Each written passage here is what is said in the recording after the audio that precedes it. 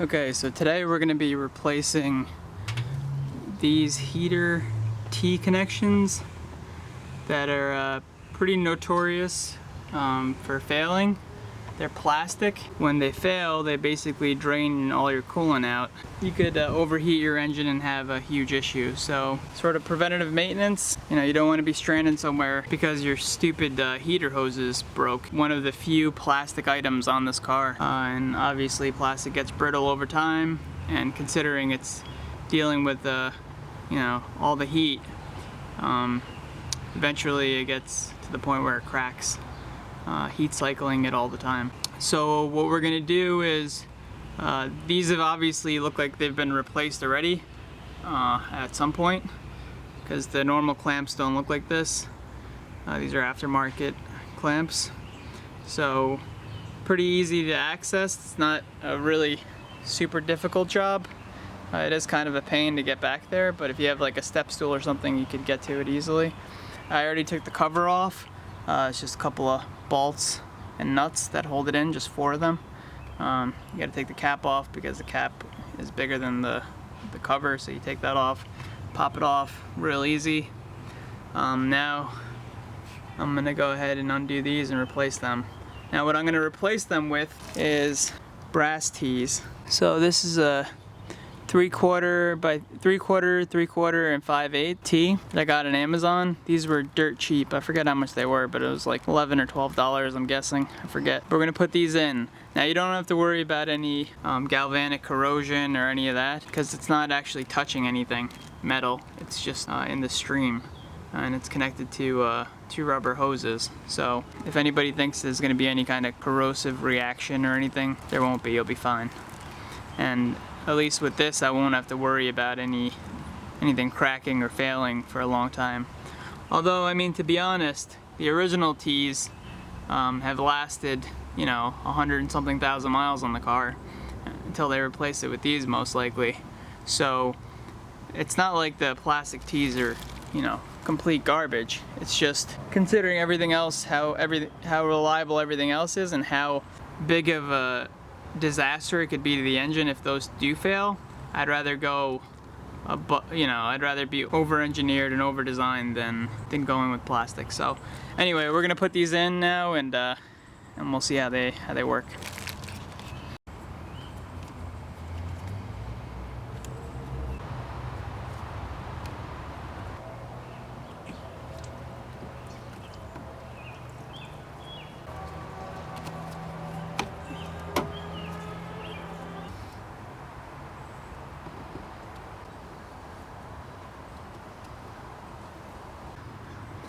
Got one side in, about to get the other side in.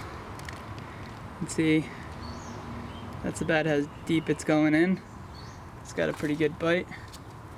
This was the old plastic one, and that's the new one. So, kind of see the difference there. There you go, side by side comparison.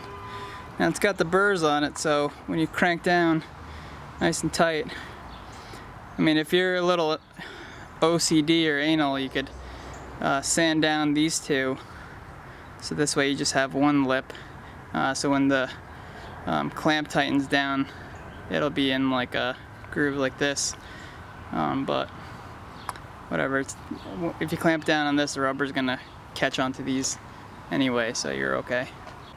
I'm gonna try to record this install, but it's really hard to. This is a full DSLR camera, and it's hard to hold it up while I'm doing this. So, let's see if that works.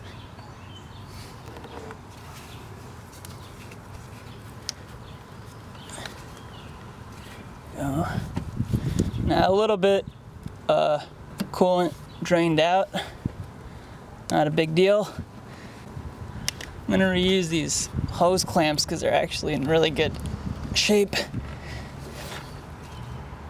So what you probably want to do, since the new hose is a little bit shorter than the other one, you might want to raise the hose clamp up a tiny bit. Now if you're doing this and you have the original hoses on, Yeah, you're gonna want to replace your hoses too, because they get brittle, and that's just another failure point. So I'd recommend, if you're gonna do this, order hoses and the tees. Might be on the expensive side, but it's better than having shitty cracked hoses and you go to try to tighten it onto your brand new tees and you end up breaking the hose or tearing it or whatever. It's just makes more sense to replace everything.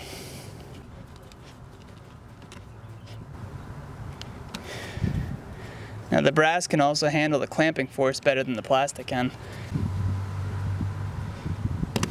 Okay, looks like we got some good clamps on there, good clamping force. Gonna do tighten this one up a little bit further. Yeah, this back one's a pain in the ass. You kind of have to get into the engine bay for this. I'm like pretty much crawled into the engine bay right now.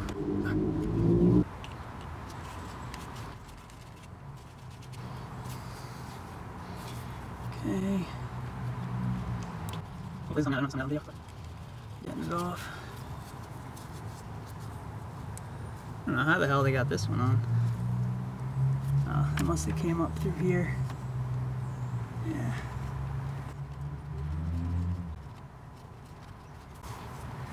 That's not a bad job. Actually, surprised. I think I'm gonna end up turning this way so I can get to it from this side. So that's a little bit easier for me. Okay. So now we're gonna pop this off.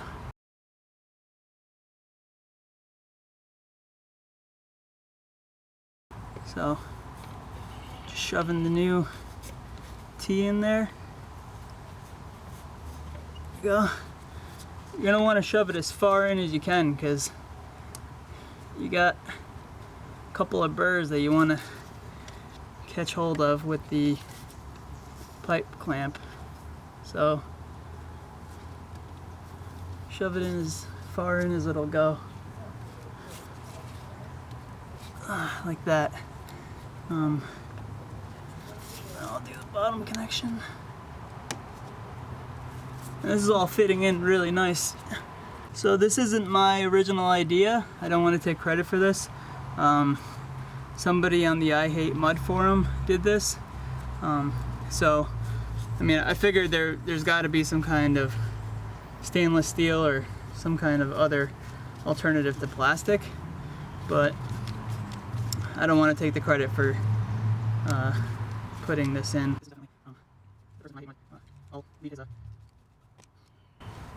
I'll leave the link for his write-up that he did. So these pipe clamps weren't super tight.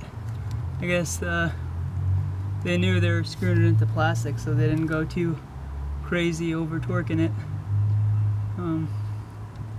We don't necessarily have to worry about that with this brass. I mean, you don't want to over torque it, but you don't want the pipe getting deformed completely. Then the clamp starts to eat into the pipe, you know? You don't want that to happen. That's not good for the pipe. Okay, over. Alright. This looks really good. Alright, so I don't know if you saw any of that, but there's the new tees there. You're gonna get some coolant around, some coolant that'll spill out, but you'll bleed that air out once you start the car up and let it run. So that's the next step. We'll start the car up, let it run for a little bit.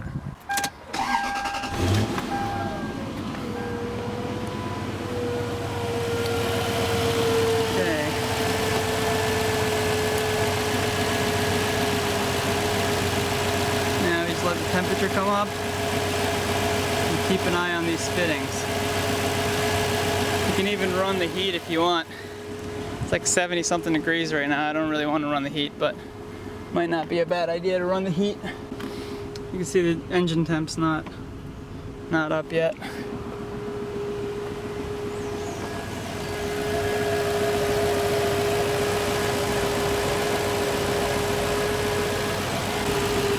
see smoke or anything, that's just because you have coolant that dropped down onto the exhaust.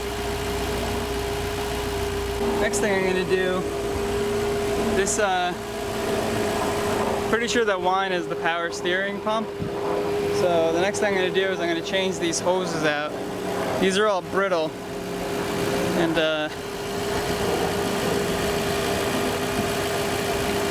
these hoses are all brittle and about to crack, so I'm gonna replace all the hoses.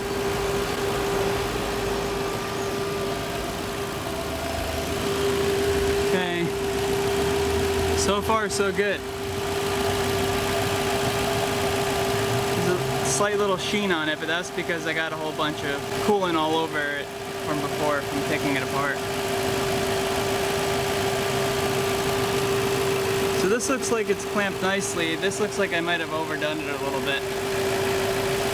But I don't really care. I think it's gonna hold. So yeah, that was a pretty straightforward swap.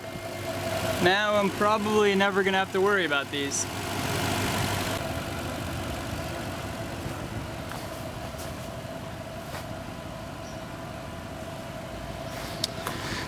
If anybody wants the item number, I'll see if Amazon still has it. If they do, I'll just leave the link in the description. If they don't, then you can just try to find this model, or this whatever. Maybe you can find one that has a little longer T's.